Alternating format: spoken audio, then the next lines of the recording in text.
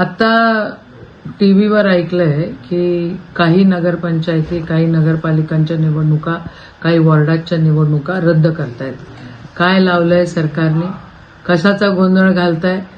व्यवस्थित म्हणजे आम्ही जन्मल्यापासून राजकारण बघतोय आणि आम्ही पण निवडणुका बघतोय.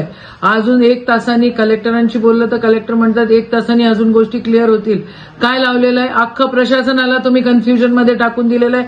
सगळ्या लोकांना कन्फ्युजनमध्ये टाकून दिलेलं आहे. मिली बघत ही भाजप आणि निवडणूक आयोगाची मिली बघत हा गोंधळ घालण्याचा आहे.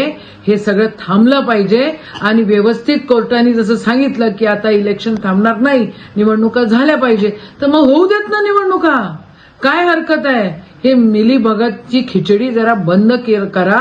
शासनानं कान उघडून, डोळे उघडून सगळं ऐका, बघा.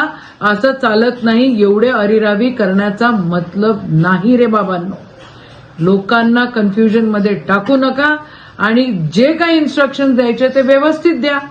जय हिंद, जय महाराष्ट्र.